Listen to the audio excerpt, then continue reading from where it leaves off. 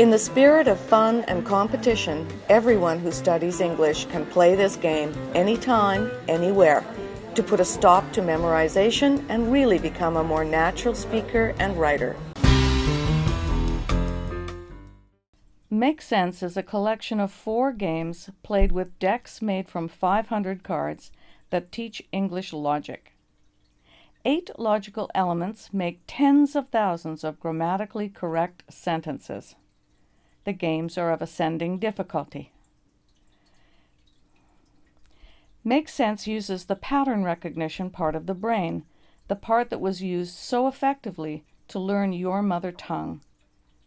If you're a good ESL instructor, you know cumulative syntax is a generative process.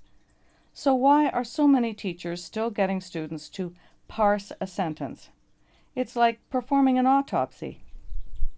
Serious games engage the mind, and serious games teach.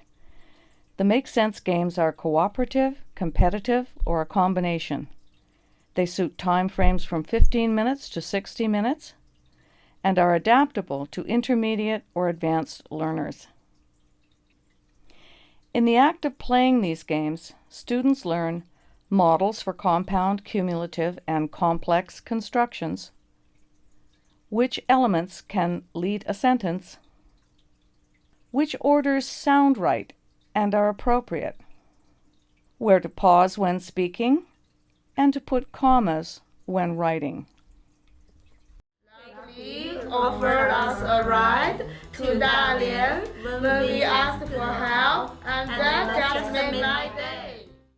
Learning is what it should be, dynamic, because players don't know how a sentence will end. Their attention is grabbed and held. They exercise agency in the outcome. Use these cards in this game and variations of it for at least an hour or more. There was no boredom. Okay, so then make one card. The focus on pattern is the bedrock for a better grasp of grammar.